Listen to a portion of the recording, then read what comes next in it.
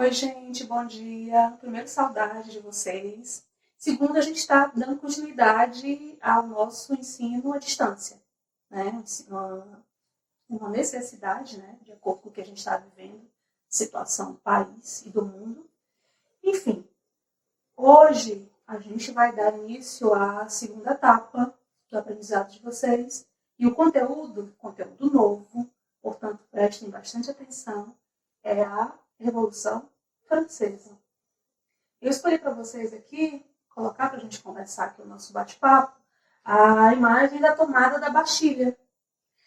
A Bastilha, dentro da França pré-revolucionária, anterior à Revolução, era a prisão política, uma prisão política onde as pessoas que representavam um perigo ao governo da época eram presas.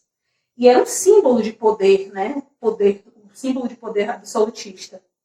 Quando as pessoas, por conta da crise social que estavam vivendo, se rebelaram dentro de Paris, um dos locais escolhidos para mostrar insatisfação social foi a tomada dessa prisão. Derrubar essa prisão era muito significativo.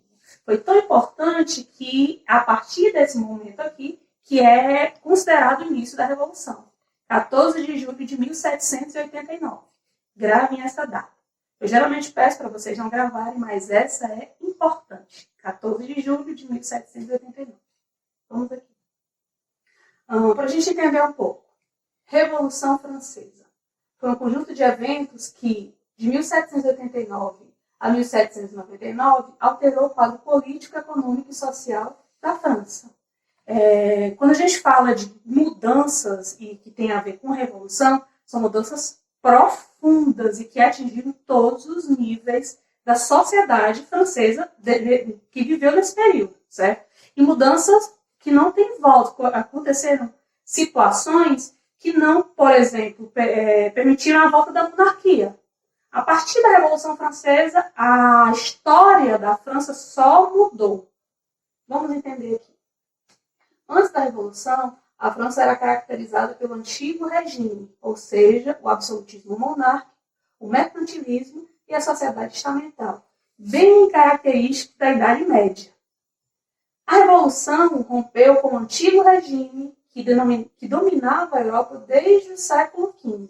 Tornou-se, assim, um importante marco histórico, iniciando a Idade Contemporânea. O que aconteceu dentro desse período revolucionário foi tão importante que se tornou um dos marcos divisores da história. Quando a gente fala de divisão tradicional da história, um dos períodos é a Idade Contemporânea, a qual a gente faz parte. A Revolução Francesa também inspirou reformas em outros países, além de ter influenciado na independência das colônias espanholas e na proclamação da independência do Brasil. Para que vocês saibam, os acontecimentos da Revolução Francesa dentro da França foram tão importantes, foram tão significativos para a história, que influenciaram a história de outros povos. Daí isso é um marco histórico. Para a gente entender o que aconteceu na França, que levou a população a se revoltar e a construir uma revolução, a gente vai ter que entender o contexto que estava acontecendo dentro da França no século XVIII. A França, ela tinha 28 milhões de habitantes que viviam sobre o antigo regime, que é o absolutismo, né? Dentro do século XVIII, a gente inclusive já estudou, surgiram as ideias iluministas, que eram exatamente contra os ideais absolutistas. Eles viam, os iluministas viam o absolutismo como um atraso. Eles pregavam uma nova forma de sociedade, visada na liberdade, na igualdade, na prosperidade econômica, na liberdade econômica. Né? Agravando uma crise que estava acontecendo dentro da França, existia a nobreza, que vivia no luxo e vivia uma vida de privilégios, diferente do que a maioria da população vivia. A gente vai já entender melhor isso aí.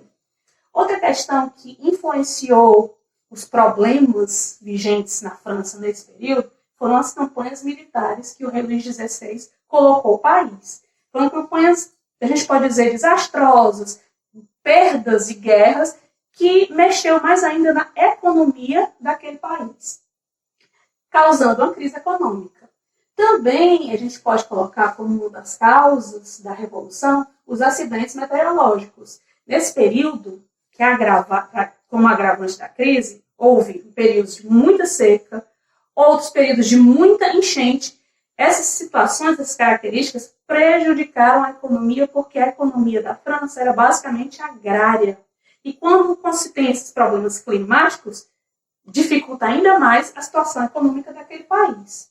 Todos esses problemas aqui gerou uma insatisfação social grande. E quando a gente for avaliar a divisão da sociedade, a gente vai entender mais ainda a insatisfação das pessoas, das camadas mais populares. Havia 120 mil pessoas que estavam no que a gente chama de primeiro estado, que era representado pelo alto clero, que eram os cardeais, bispos, abades e sacerdotes. Essas pessoas aqui do primeiro estado, né, possuíam 20% das terras francesas e tinham direito de recebimento de dízimo e não pagavam impostos. Esse grupo aqui, a gente pode dizer que era um grupo de privilégio. Outro grupo de privilégio, que tinha mais ou menos 400 mil pessoas, era o segundo estado, que era representado pela nobreza, e que tinham duques, marqueses, condes, barões. Esse pessoal aí era privilegiado dentro do governo e também não pagavam impostos. Diferente da situação do primeiro e do segundo estado francês, tinha o terceiro estado, que era representado por 27,5 milhões de pessoas, ou seja, mais ou menos 98% da população francesa. Essas pessoas que viviam nesse estado aqui, no terceiro estado, não tinham direitos políticos, tinham obrigações com o país, principalmente pagar pesados impostos para sustentar o primeiro e o segundo estado. Essa imagem aqui representa mais ou menos, basicamente, o que era a sociedade estamental francesa antes da Revolução. A representação do clero e da nobreza, e esmagando o terceiro estado, que é representado pelo povo mais humilde. Nesse slide aqui, a gente vai perceber como é que era a opulência, como é que as pessoas viviam na riqueza, a classe que fazia parte da nobreza. Essa imagem aqui representa o Palácio de Versalhes. O Palácio de Versalhes era o local onde os nobres e a família real moravam. Não sei se vai estar dando para vocês verem direitinho aí, mas percebam a magnitude e a riqueza desse local. Ele era uma das representações máximas do absolutismo, da forma de governo da França nesse período, certo? Diferente da vida dos nobres que viviam nesse palácio, existia o pessoal do terceiro estado, que vivia uma vida bem difícil, o que provocou uma grave insatisfação social, que vai fomentar nas revoltas que a gente vai ver agora. Bom, só para a gente frisar, Revolução Francesa. Como é que estava dividida a sociedade francesa? Existia o primeiro estado, que era o clero, existia o segundo estado, que era a nobreza. Esses dois eram sociedade, eram que tinham privilégios, principalmente não pagar impostos, né? E tinha o terceiro estado, que era a maioria, 98% da população. O terceiro estado sustentava o primeiro e o segundo estado. Quem eram essas pessoas que estavam no terceiro estado? Camponeses, burgueses e trabalhadores urbanos. Bom, eu já tinha falado que a França, período pré-revolucionário, estava vivendo uma crise grande, profunda, crise econômica, social, política. Para tentar resolver essa situação, o rei resolveu convocar uma assembleia, uma reunião dos três estados. Nela, o rei ia receber ideias de como melhorar a situação do país, certo? Foi em maio de 1789. Aí, quais os motivos, né, da convocação dos Estados Gerais? Existia uma crise principalmente financeira, né? O rei ele precisava de mais dinheiro para pagar as dívidas do país. existia uma fome e desemprego geral. E os altos impostos que as pessoas não estavam conseguindo pagar. Cabe vocês saberem que, numa situação de reunião dos 3 estados, numa situação de voto, o voto valia por estado. Cada estado, primeiro estado, segundo estado, terceiro estado, tinha direito a um voto. E vocês podem perceber que o primeiro e o segundo estado são um estado de privilégio. Numa situação de escolha geral, com certeza eles iam votar juntos. E juntos eles teriam 2 votos. E o terceiro estado teria um voto. Uma das ideias propostas, exatamente para acabar com essa desigualdade, uma das ideias propostas pelo terceiro estado era que o voto, numa situação de escolha, fosse por cabeça. Se fosse por cabeça, o terceiro estado teria chance de conseguir algo, de melhorar a vida da população, porque eles tinham mais pessoas. Só que o rei, que tinha o voto absoluto, ele não aceita essa forma de voto. Ele mantém o voto por estado, que vai dificultar colocar o terceiro estado sempre em situação, uma situação ruim, né? E para piorar, na reunião, eles decidiram, para resolver a crise francesa, aumentar os impostos. Desagradou profundamente o terceiro estado, né, que representava a população, a maior parte da população. O rei Luís XVI, vendo todo o desagrado, o descontentamento dos deputados, dos representantes do terceiro estado, resolveu pedir que eles saíssem da sala. O grupo unido resolveu que não ia deixar por isso mesmo. Eles saíram dessa sala, entraram numa sala chamada Sala da Pela, que era uma sala de jogos, né? E juntos, trancados lá, fizeram o juramento da Pela, e decidiram que de lá só sairiam quando conseguissem fazer uma constituição para a França. Uma constituição que limitaria o poder do rei. Vamos aqui. Daí dá início o processo revolucionário, né? Quando o terceiro estado está trancado na Sala da Pela, em Assembleia Nacional Constituinte, que é o primeiro momento do processo revolucionário, né? Eles têm o principal objetivo, que é elaborar uma constituição para a França. Logicamente, o rei ele não vai gostar nada disso, ele vai tentar reprimir esse movimento. Só que aí, esse assunto, a notícia dessa reunião da Assembleia Nacional Constituinte se espalha por Paris. E as pessoas resolvem apoiar o movimento. Quando o rei dá indícios de que vai reprimir violentamente a reunião, as pessoas já cansadas, insatisfeitas e vivendo em crise, resolvem pegar em armas. E aí, o que acontece? Revoltados vão às ruas, saqueiam armazéns e tomam a Bastilha. Como eu havia dito anteriormente, no dia 14 de julho de 1789, eles tomam a Bastilha, que era uma prisão onde detinham os presos políticos e os criminosos. Essa data é que dá-se o início da Revolução. Em reunião, um dos primeiros pontos que foi abordado em assembleia foi a elaboração e a aprovação da Declaração dos Direitos do Homem e do Cidadão. Era um primeiro momento em que se colocaria em prática um dos principais ideais dos princípios iluministas, que era o direito do indivíduo de liberdade, direitos civis, que a partir de então as pessoas iam ser vistas de igual perante a lei. Né? Um grande avanço para a época. Outra coisa que se pensou já no primeiro momento em assembleia foi o confisco dos bens da igreja. Cabe lembrar que a igreja representava o primeiro estado e era uma das classes mais ricas da sociedade. Essa Constituição ela foi aprovada em 1791, certo? E dentro dessa Constituição criou uma monarquia constitucional. A partir de agora, o poder do rei não ia ser mais absoluto, ele ia ser limitado por uma Constituição.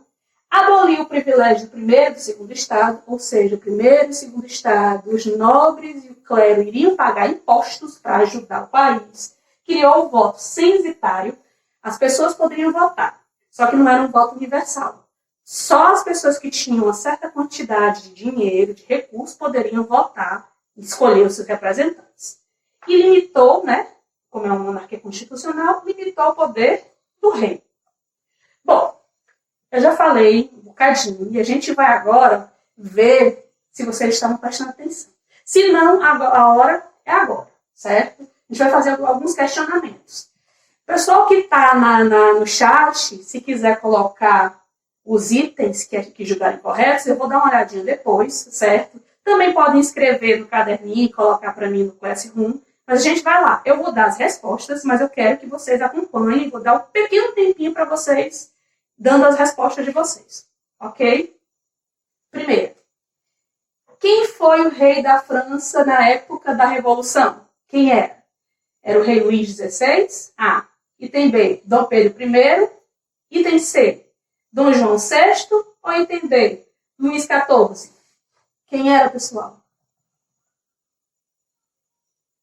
O item certo é o item A, Rei Luís XVI.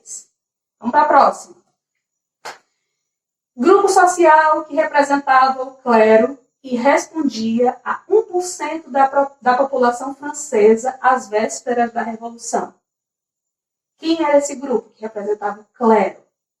Item A, primeiro estado. Item B, segundo estado. C, terceiro estado. E D, quarto estado. Lembrem-se, o clero era um dos estados. Qual era o estado? Coloquem aí a resposta de vocês. Pronto, eu vou dar a resposta. O item certo é o item A. Representa o primeiro estado. Vamos para a próxima. 3. Prisão onde eram aprisionados os adversários políticos do rei e os criminosos da França, tomado pelos revolucionários no ano de 1789. Fato esse considerado o início do processo revolucionário. Eu falei, quem prestou atenção vai responder bem. Prisão Châteauï, Bastilha, Alcatraz, Casa de Custódia. Qual é o item certo, pessoal? A, B, C ou D? Escrevam aí. O item certo é o item B. Vamos para a próxima. Moradia da monarquia francesa desde o reinado de Luís XIV. Se tornou símbolo do antigo regime na França. Estamos falando do Palácio dos Espelhos, Palácio do Louvre, Palácio da Alvorada ou Palácio de Versalhes. Eu, inclusive, mostrei as imagens, né? Qual é o item, pessoal? O item certo é o item D, Palácio de Versalhes. Próxima. Eu estou indo rapidinho, mas vocês vão ter a chance de voltar, caso tenha alguma dúvida, ok? Vamos lá. Grupo social que representava o povo e respondia a 98% da população francesa às vésperas da Revolução. Sustentava os privilégios do clero e da nobreza. Dele faziam parte os camponeses, operários e burgueses. Que grupo social era esse? Item A, primeiro estado. Item B, segundo estado. Item C, terceiro estado. E D, jacobinos. Qual é o item, pessoal? A, B, C ou D? O item correto é o item C, terceiro estado, que era aquele responsável em sustentar o primeiro e o segundo estado, que caracteriza uma sociedade completamente injusta, né? Enquanto um estado paga todos os tributos, todos os impostos, sustenta o primeiro e o segundo que vivem do privilégio. Isso é uma das causas principais da insatisfação do povo e que provocou a Revolução Francesa. Vamos lá para o próximo.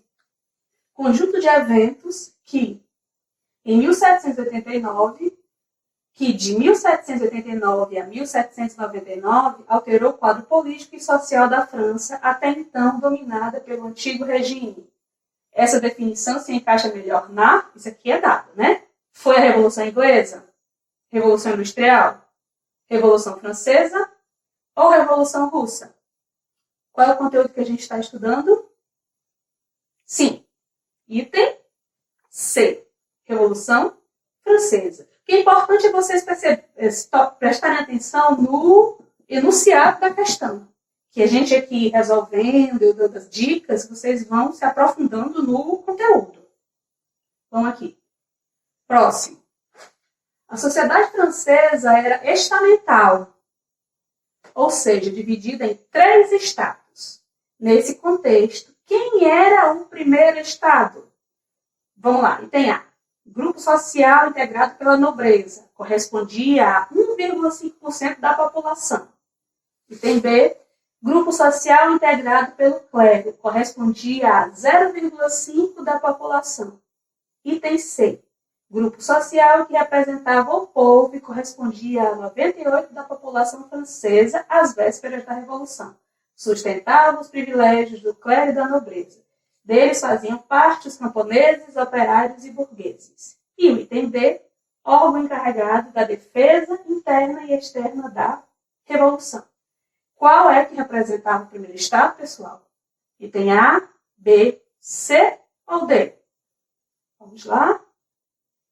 Essa a gente já teve uma questão bem parecida, né? O item correto, primeiro estado, é o item B, que é representado pelo clero. Menor porcentagem da população.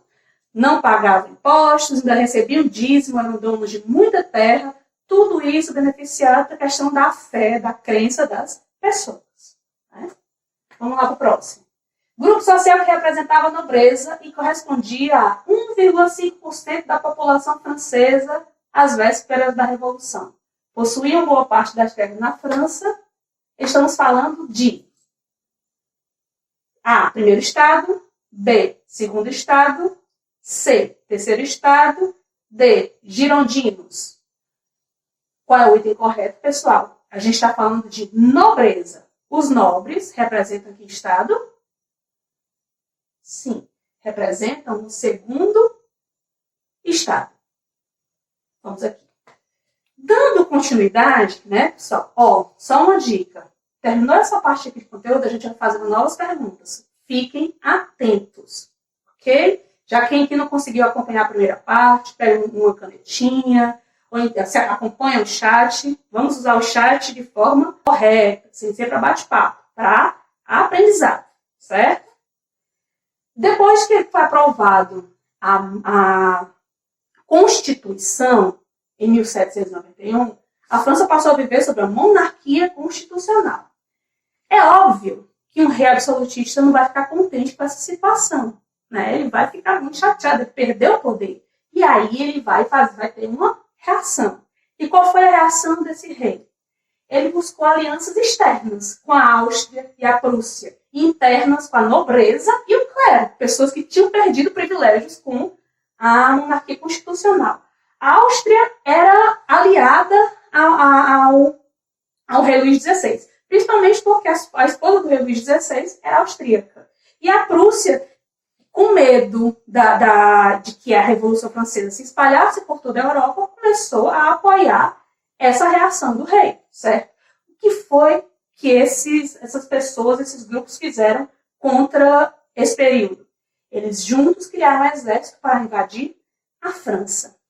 O que seria a retomada de poder do rei serviu como união das pessoas, dos grupos populares, serviu de união em um objetivo comum. Juntos eles iriam marchar contra esse exército para defender o país. O que acontece? As consequências. Os franceses pegam em armas para defender o seu país.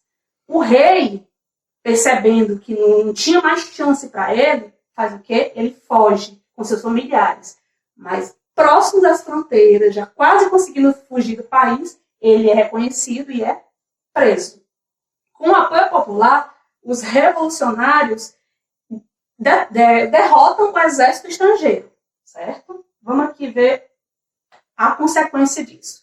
O rei, quando ele foge, ele é tido como traidor. E era necessário criar um novo documento para resolver essa situação.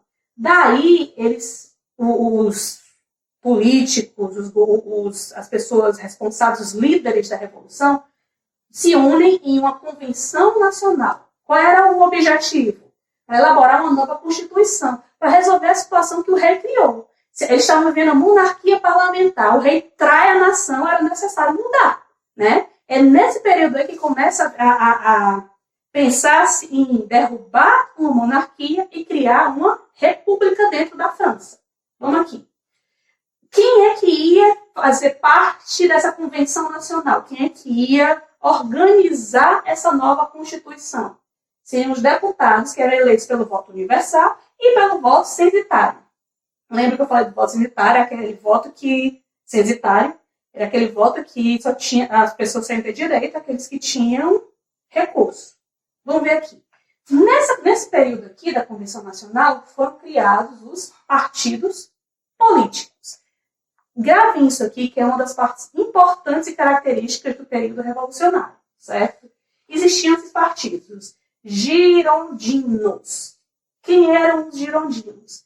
Eles representavam a burguesia industrial. Sentavam-se à direita. Ficou conhecido como Partido de Direita. Cabe lembrar que quando a gente fala de burguesia, a gente vai estar falando não só da parte existia uma burguesia, a alta burguesia e a baixa burguesia. A alta burguesia era a burguesia rica, a burguesia industrial, e existiam os pequenos burgueses, que eram os pequenos comerciantes, certo? Os girondinos eram representados pela alta burguesia. As pessoas que já tinham poder econômico dentro da França, mas não tinham poder político. Foi exatamente por isso que eles se envolveram no processo revolucionário. Porque para eles nem queriam derrubar o rei. Os girondinos, a alta burguesia, eles só queriam ter participação política. Para eles, uma monarquia parlamentar já estava ok. Só que vocês viram que os processos, os caminhos que a França foi tomando, não propiciou a monarquia parlamentar. Vamos aqui.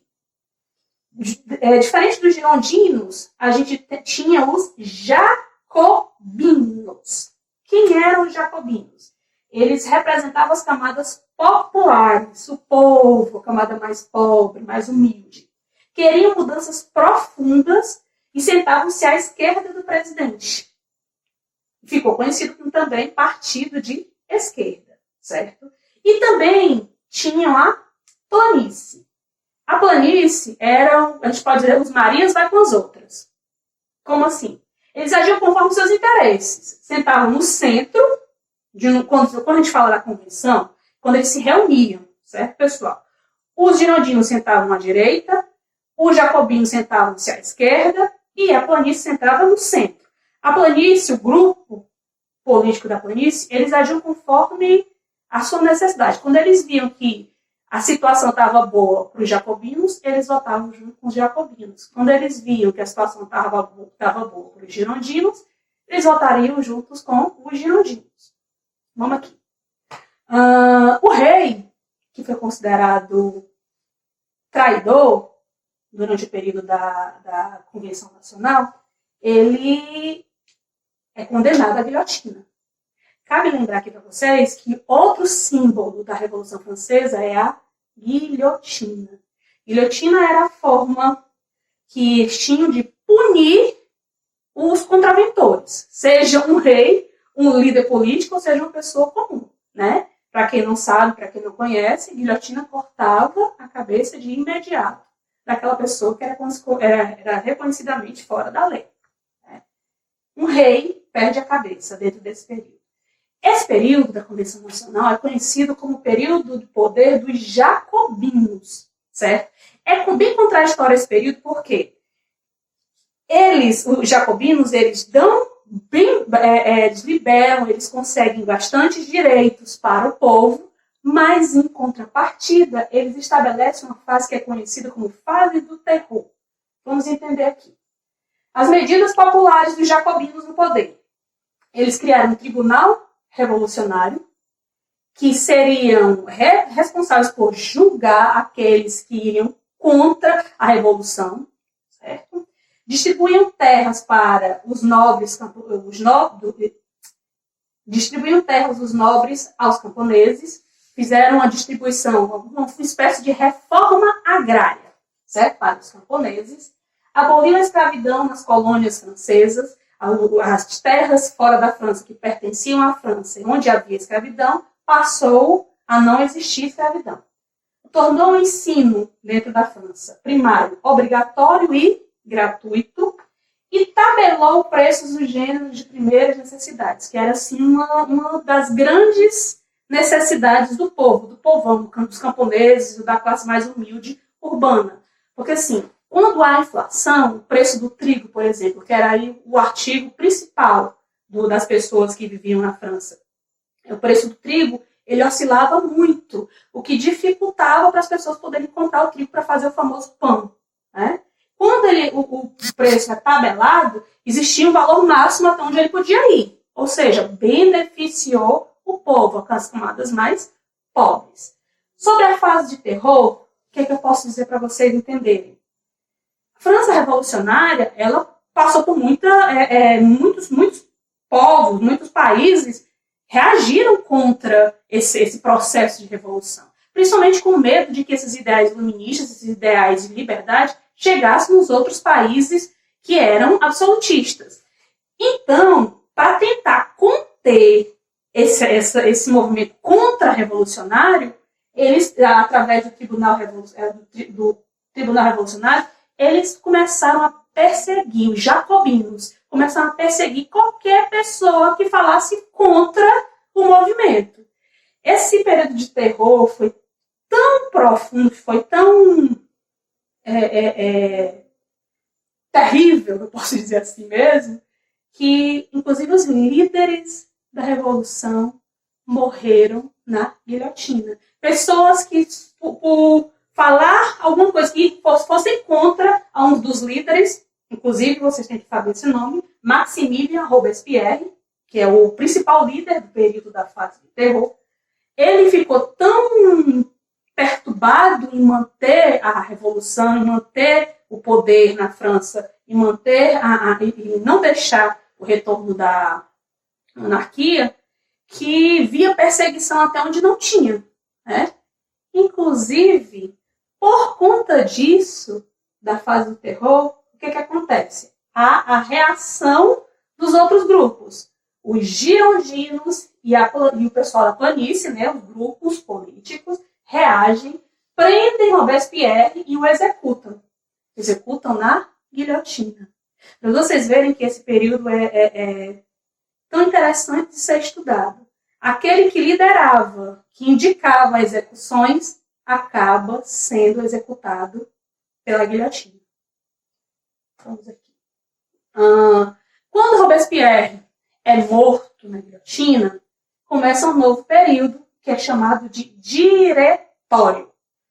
O diretório é o momento que os girondinos vão estar no poder. E aí é o momento máximo da alta burguesia francesa. Por quê? O poder retorna às mãos da burguesia. O governo é confiado a um diretório. 5 deputados passam a governar dentro da França. Elaborou-se uma nova Constituição em 1795. Só que aí, pessoal, essa nova Constituição, ela simplesmente acaba com todos os avanços tidos pela Constituição Jacobina.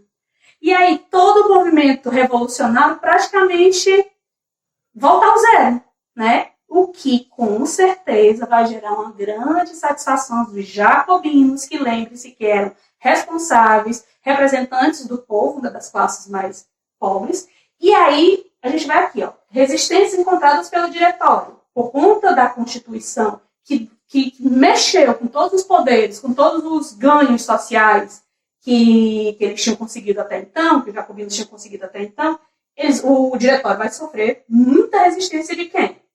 Os jacobinos. Os monarquistas que queriam, ainda tinha os monarquistas no meio dessa situação toda, que queriam o retorno da monarquia, né? E dentro dessa celeuma todinha, ainda tinha corrupção no governo, né? Esse momento de insegurança e insatisfação gerou um medo de um agravamento, inclusive uma guerra civil. O que vai acontecer? Diferente do que estava acontecendo dentro da França, o exército francês vinha crescendo positivamente no que eles se propunham a fazer, defendendo as fronteiras, vencendo batalhas, e estava se tornando popular para o povo, né? Aí o que os girondinos pensaram? Eles pensaram assim, era importante a gente manter a ordem. Então, vamos chamar algum representante do exército para organizar o país. Foi nesse momento aí de descontentamento geral que vai surgir um grande nome da história, que é o Napoleão Bonaparte. Ele vai ser conduzido ao poder por um golpe dado, aliado aos girondinos, né? Esse golpe, inclusive, é conhecido como golpe 18 de Brumário, ou golpe 18 Brumário, certo? E é esse golpe que vai levar ao poder Napoleão Bonaparte. Sobre Napoleão Bonaparte, é uma história para uma próxima aula. Agora, a gente vai fazer mais algumas perguntinhas, dar as respostas, para ver se a gente fixou o conhecimento a respeito da Revolução Francesa. Bora lá? Preparados? Partido político ligado à burguesia industrial e comercial. Era o contrário à participação popular na Revolução. Sentavam-se à direita da presidência na convenção. Quem era esse partido político? Que era representado pela burguesia industrial. Bora lá? Item A, girondinos. Item B, jacobinos. Item C, planície. Ou item D, Partido dos Trabalhadores, PT. Qual é o item, pessoal? Tempinho aí para vocês pensarem. Partido político de direita ligado à burguesia industrial. Já colocaram aí? Pois bem, o item certo é girondinos. Vamos para o próximo? Em 1793, o rei Luís XVI foi julgado e condenado à guilhotina. Qual é a acusação levantada contra ele? Item A, traição à pátria. Item B, corrupção. Item C, ditador. Ou item D, contrários aos ideais iluministas. O rei perdeu a cabeça porque foi considerado o quê? Coloquem aí. Vou dar um tempinho. Já pensaram? Bom, vamos à resposta. O rei, em 1793, rei Luís XVI, é considerado traidor da pátria. Então, a acusação é traição à pátria. O item certo é o item A. Próximo. O que foi a Assembleia Nacional Constituinte? Vamos lá. Item A. Assembleia aberta por Luís XVI em maio de 1789 para resolver os problemas econômicos da França. B. Fase da Revolução aberta em agosto de 1792, com o objetivo de decretar o fim da monarquia na França e proclamar uma república. Item C. Fase da Revolução aberta em agosto de 1795, no qual 5 membros chamados de diretores exerciam poder executivo.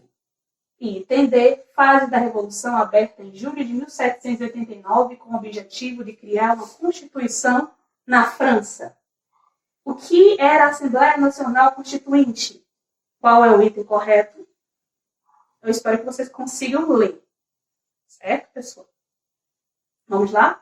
O item correto seria o item D. É uma fase de revolução aberta em 1789 com o objetivo de criar uma constituição para a França. Bom, pessoal, a gente fez essas perguntinhas para perceber se vocês estão ligados. As próximas perguntas eu vou estar colocando no slide no Classroom e vocês podem responder lá. Tem várias. Deixa eu só mostrar aqui para vocês. Ó. São várias. Vocês respondam como atividade, aliado à atividade que eu vou colocar aqui para vocês, certo? E aí já vai estar valendo aqueles velhos pontinhos de acompanhamento, de atividades. Se tiverem dúvidas, me perguntem. Na próxima aula a gente vai dar continuidade à Revolução Francesa, falando sobre o Napoleão Bonaparte, né? Se tiverem dúvidas, novamente, me perguntem via Classroom, via WhatsApp, certo? E a atividade. Livro, capítulo 4, páginas 75 e 76, perguntas e respostas no caderno. Também eu quero uma pesquisazinha no caderno sobre a Revolução Francesa. Aqui está errado, mas é a Revolução Francesa. Mínimo 15 linhas. Espero que esteja dando para ver. E é tudo para resolver no caderno, certo? Aí, para eu poder saber, para eu poder dar a correção, eu preciso ou de fotos ou de vídeo. E isso tudo no Classroom. Não deixem de fazer. Lembre-se que eu dou muito valor às atividades. Eu espero que estejam todos bem. Eu espero que tenham entendido. Um beijo e até a próxima aula.